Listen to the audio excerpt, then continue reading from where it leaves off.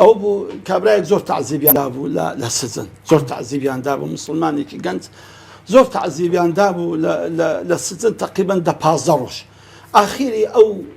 مسلمانە يعني قلت هیچ تحمل نما تو بريانم ده هرتيان ده لو انت هرتيان ده لو انت هرتيان خصوت مصري كلمه حر صدرين انقول بنص ام توقع ده كان بس براسي تحملي تعذيب نما قلت امنان هنا غرفتي هفريان ده غرفتي دو بربو مو حم قلب مخوين حمو تعذيب بو قلت يكسر خوم ديكت يكسر اوهم اشتو ازار زور يلاقوم قلت خوم ديكت قلتي درك أو الروم لو لا ديواري بو بالله ملاكم لا يدرك كيبو غرفة بسكوكة وفريمي عند الجوري ويكسر دركان كليدا قلتي كبرو كتم أو مدقل من بيشا أو مدقل من بأزار بو راسي تاقتم لبو خوم كما سرفش يعني يكسر بسرو دا كتمو عندي بينس خوم لك قلتي خوم لك ديتم درك كراوة لخوي كوزار ومزاني براستيا درك كراوة قلتي يكسر يكات رنجوري نمدي تشيت كم سرم لبلايا وتي كاك فلان سلام عليكم قلت ما هو شيء سلام دك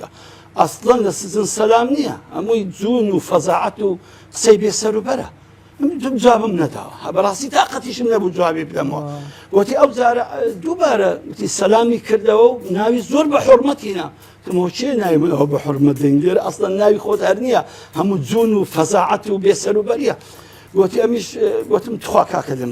رجاء لهم قري أو خداي لهم قري أخوم طاقة من مايا براسي زوزور ماندي وهلاكم لهم قري اش قلتي وتصدري أملا بخاتمي تو هاتي مسردان بكم أتو دبزان الشيء قلت والله أتو شيء كاكا أتو شيء قلت حتى طاقة من أبو آور بدمه سبحان قلت بزم المسوران ديتم بيغمبري خواه صلى الله عليه وسلم قلت هل وخوب الشيء قلت يا رسول الله تسكي ليرا شيء قلتي ورا إيرا كاكا إيرا زيتونيا والله إيرا زيتونيا قلت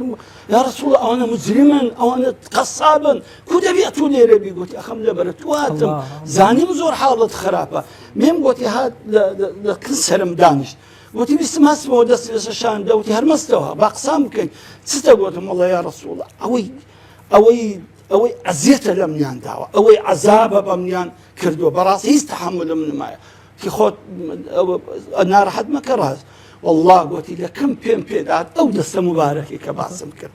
أو دستي بيدائنا أو دستي بقاسم دائنا دي توقي سرم خلاص بخبرات والله أو يجامو لقلب منما أو يجامو لقلب منما تدرس ذلك اللي عندهم وتحوست أو عند الحمد لله أو إيش جاني كهبو رويشتبو تحملي أول شمكر خوان ذاتي دام أو دست مباركة هرمايا كسي كبراس تيبو وفا بيلقى في غمري خو عليه الصلاة والسلام أو دست لا يزال لبو مسلماناني ظلم ليكراو بشخوراو مافخوراو هرماوا كبراسي اوان لو پیغمبري خو عليه الصلاه والسلام حول بدت ان شاء الله خوي قول او دستما هر بقسم دكا اقل دنياج او دستما بقسم النبي وميدم لس حوزي كوثر بيبي بدسي او مبارك ان شاء الله هم قم يقل حوزي كوثر بخوينا